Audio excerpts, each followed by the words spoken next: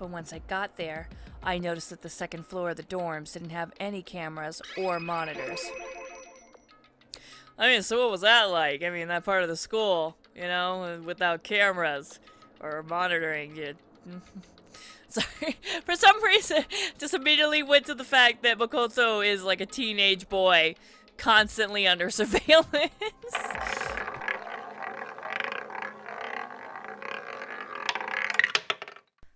Hi, and welcome to my Saturday stream and scream of Danganronpa. Alright, let's load this game.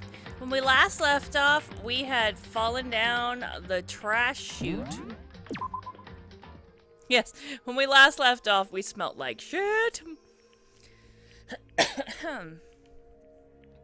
Alright, so, did we chit-chat, Paddywhack?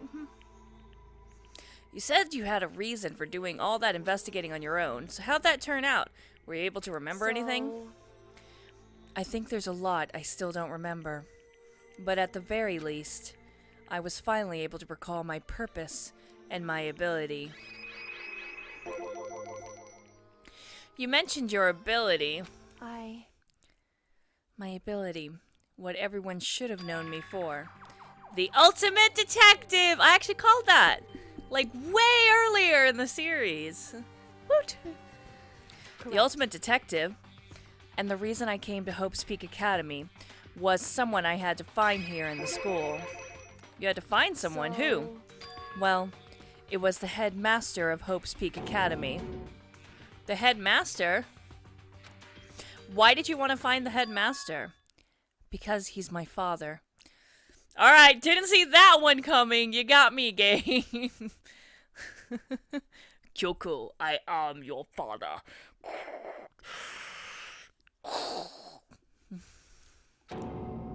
What? In other words, I was separated from him as a child.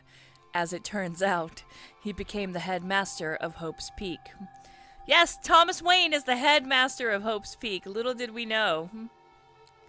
Kyoko's dad is Hope's Peak's headmaster. Then that explains when Alter Ego told us how he thought the headmaster was involved. I'll find a way. No matter what it takes, I will find the headmaster. No matter the cost. So, Kyoko, what's going on? My memory hadn't come back at that point, but when he said that, I felt strange. It makes perfect sense now, of course, since my whole purpose for coming here was to find him. That makes sense. However... But listen, Makoto. I want to make this perfectly clear so there's no misunderstanding. I said the headmaster wasn't the mastermind, but I didn't say that to protect him. I only said what I felt based on what I'd seen when I snuck into the headmaster's room. Then, what did you see in there? So... The room had been ransacked. The shelves were a mess, the desk drawers dumped on the floor. The only conclusion is that someone who didn't know where anything was had been in there. You mean the mastermind, right? That was my assumption, yes. And to confirm my suspicion, I decided to investigate the second floor of the dorms using the key I'd found. But why there? Because I also found this in the headmaster's room. Some kind of map? Indeed. It's the layout of the entirety of Hope's Peak Academy. I found it in the headmaster's room, along with Mukuro's profile and that key. The map showed that the second floor was home to a number of rooms meant for faculty use. Some of the staff must have had to stay overnight from time to time. And I figured the headmaster would have had some kind of private room there. I assumed that if that were true, that room would likely hold more clues, so I went to check. Correct. And that's when I finally remembered. I remembered that my purpose was to find the owner of that room. So you went there to see if the headmaster really did have a private room there. But once I got there, I noticed that the second floor of the dorms didn't have any cameras or monitors. I mean, so what was that like? I mean, that part of the school, you know, without cameras or monitoring it. Sorry. For some reason, just immediately went to the fact that Makoto is like a teenage boy constantly under surveillance. It's hard to describe. All I can say is, the moment I saw it, I realized whatever's going on in the school is more horrific than we ever imagined. What do you mean? So... I can't explain it. You need to see it for yourself, and I'm sure you'll get your chance soon enough. It sounds like it must be important and really ominous. However... Of course, once I got to the second floor rooms, there were no cameras and no monitors, which is why I had no idea what was going on in the rest of the building. It has to do with Mukuro Ikosaba, doesn't it? Just to be perfectly clear, I didn't kill her. And I know it wasn't you either. I know you're right, but that just means everyone but you and me had an alibi, so who did kill her? What I can say for sure is that the mastermind is directly involved. To begin with, the point of the class trial of Mukuro Ikosaba was to get me killed. Get you killed? But my ass is the one that went on the line. I stole that key and disappeared, and in retaliation, they wanted to draw me out and eliminate me. Correct. That was the point of the class trial. It was? The mastermind knew they couldn't interfere directly. You mean because of the school regulations? That's right. Exactly. With minimal restrictions, you are free to explore Hope's Peak Academy at your discretion. In other words... The mastermind is adamant about following the rules, and with that in place, they couldn't step in. Since they couldn't kill me themselves, they tried to use the class trial to do it. The mastermind couldn't step in because of the rules. That makes it sound like the mastermind themselves is somehow bound by the school regulations. Like they're a student? Jump, jump, jump. There's one thing I'd like to point out about the murder of Mukuro Ikosaba. Ikusaba. I think I mispronounced it just then in my rush. And what's that? There was a point where Mukuro may not have become the victim. It could have been you, Makoto. I could have become the victim? You know what I'm talking about, right? When I was standing over you and you were all sweaty. During the night? I can hear them, you know. The footsteps of the god of death. What? When you say that's Batman's evil twin Owl Man, that just makes me think of the Watchmen. I can hear the god of death as he moves. That ability naturally draws me into cases just like this. Anyway. Which is exactly what happened with you. I was in the dorms and I had a sudden sense of dread. I looked down the stairwell and I saw a white shadow cross the corridor. So what you're basically saying is your spider sense went all tingly. I gave chase right away. As I followed it, I saw the shadow go into your room. What evil lurks in the heart of Makoto? The shadow knows. I ran into your room and I saw what was happening. I intervened immediately, of course. However... That wasn't the end of things, of course. I stopped them, but that led to... Whoever the mass assailant was, they ended up dead. Correct. And their murder was disguised, and the dojo key wound up in my room. It all has to be the work of the mastermind, in an attempt to use the class trial to eliminate me. So, all this would mean that whoever killed Mukuro is also the mastermind, right? I don't have conclusive evidence, but that's what I think. But that's really bad if true. It means the mastermind can kill whoever they want if they feel like it. But doesn't that create another contradiction? The mastermind wanted to use the class trial to kill you because they couldn't interfere, right? You're right. That is a contradiction. And it's not just Mukuro. They needed the class trial to kill me, but seemed ready to kill you in your room. Everything they did is a contradiction.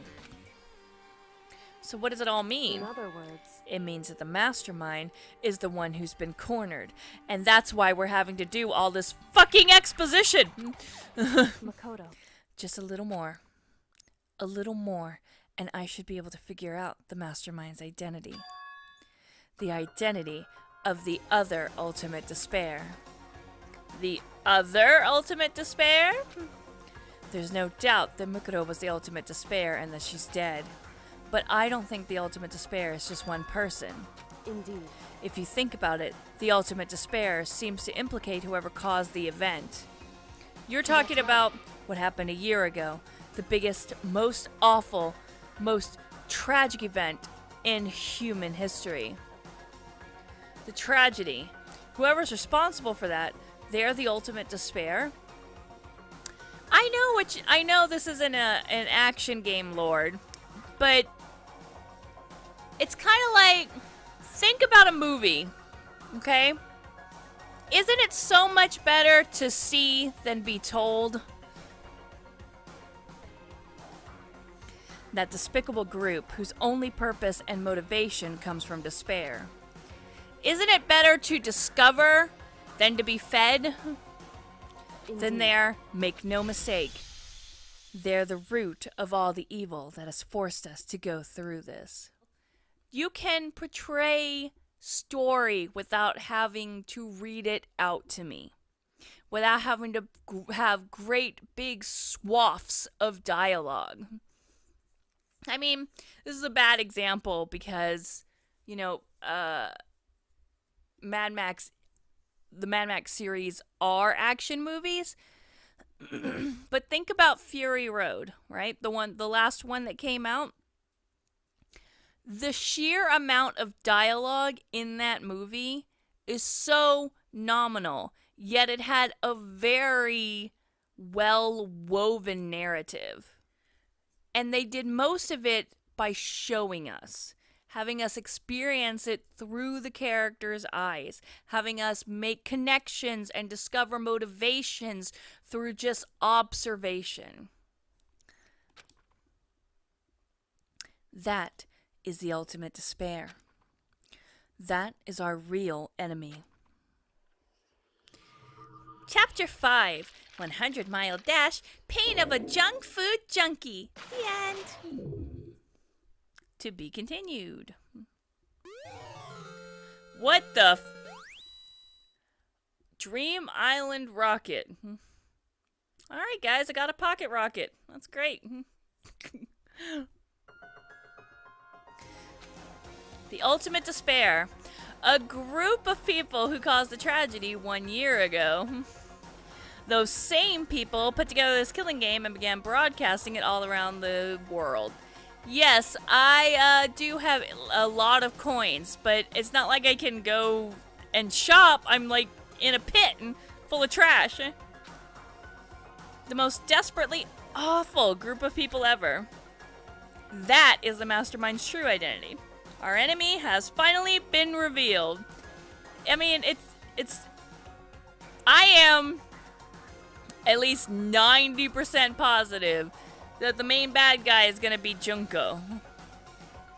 And that the reason why Mukuro was wearing false nails is because for some reason she took Junko's place. And then she died, I'm guessing?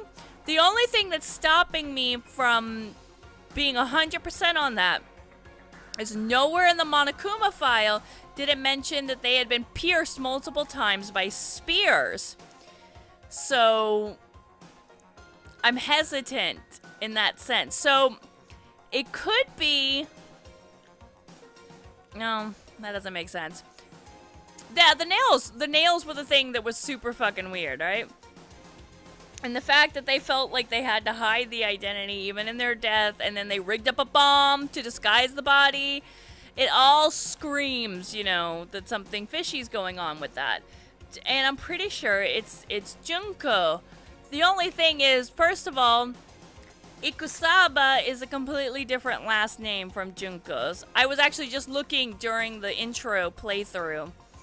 The little scene, because it gives everybody's last name. And she has a totally different last name. It's like Inoshima or something like that. I don't know. It's the way that I'm leaning anyways, so. Well, the corpse was Mukuro because it had the tattoo and everything and matched the description of the thing of Mukuro's. But I don't think she was freshly killed. I don't know. It could have just been, if Monokuma is controlled by Junko and Junko was setting a trap in order to kill off either Makoto or Kyoko, then Junko doesn't have to put in the Monokuma file about that, because it would only help mislead it. And nobody physically checked the body, because Kyoko is always the one that does that stuff. Every time someone has died throughout the series, Kyoko's the one that's been all like feelsy, hands all up on to figure it out, I wish that I had an option as the main character to try and kill somebody and get away with it. I think that would be fun. But right now we have to get out of this horrible place. Figuring out the rest of the story can come later. Yeah, you're right. Be nice if we could figure out a way to turn off the fucking music too. That'd be great. Rattle, rattle. It's locked, but we have a way to open this door. Can you open the door with your key?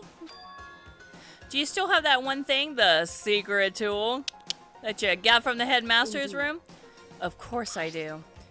It's an absolutely vital part of ensnaring the mastermind. I would never part with it. And it could open any door in the school. That's right. Then we should be able to use it on that door, right? Hint, hint. It's true. Let's find out. Kyoko took out the key with the Monokuma design on it and slid it into the hole. And then, click. Yes, it opened! Indeed. Now we can get out of here. Let's go. Sounds good. We quickly opened the door and made our escape from the garbage pit. Finally, we were free. But there wasn't even time to take a breath of relief because the real fight had just begun. Ultimate pain, ultimate suffering, ultimate despair, ultimate execution, ultimate death. Danganronpa. After leaving the garbage pit, we found ourselves in the tunnel extending straight up, like a chimney. There was a metal ladder leading up into the tunnel. We started climbing the ladder, intent on reaching the surface. The ladder was impossibly long. I couldn't even see where it ended. We climbed into darkness. The passage was so dark and cramped, I couldn't even see my own feet beneath me. I had no idea we were so far down. Don't lose your footing. If you slip, I won't be able to catch you. Yeah, I'll be careful. But now that you said that, I'm getting kind of nervous. Maybe talking will keep my mind off of it. So, Kyoko, there's something I wanted to ask you. You said you're the ultimate detective, right? So, how long you been doing detective work? Kitty Kitty should have gone first for safety's sake. Yeah. How's the peeping, Tommy? Tommy, how's the peeping? How long? Ever since I can remember. I come from a long line of detectives. Detective work is in my blood, except for my father that became a headmaster and totally just fucked over the entire bloodline. There was a time when being a detective was considered a sacred duty. My family's always seen it that way. Then, is your family famous? Yeah, maybe you, know my last name? Holmes? Wrong. Quite the opposite, actually. Even among actual detectives, many people haven't heard of us. We're just that fucking good. Huh? But how come? It's like your family tradition, right? So... Right. Because we take pride in it. Pride? A detective is neither light nor shadow. I think you're confusing Ultimate Detective with Ultimate Ninja. We represent neither justice nor evil, like a ninja. That is how we can uncover the absolute truth, like ninjas. We stand neutral in all things, like ninjas, and to do that, we have to stand separate from the rest of the society, like ninjas. Which is why we've made a conscious effort to conceal our existence, like ninjas. A conscious effort. It's true. It's kind of old-fashioned, and I can't say it's entirely rational. But it's our family creed, and we do what we must to protect it. Because, like I said, it's our source of pride. Pride. So that explains it. Before I came here, when I was looking up info about the school online, I never saw anything about her. Because she hid herself on purpose to protect the pride of her family. However, And yet, I gave up some of that pride. In order to enter Hope's Peak, I had to reveal myself to the school. I did it knowing it was something a true I almost said kitty-getting ninja. I did it knowing it was something a true kitty-getting detective would never do. But the reason you gave up that pride, the reason you would go so far to enter Hope's Peak, it was because how much you wanted to reconnect with your dad, right? There's no shame in that. what? Reconnect? I have absolutely no desire to reconnect with my father. I plan on killing him, like any good ninja detective. But you'd be reuniting after all those years, right? You'd have had so much to talk about. Wrong.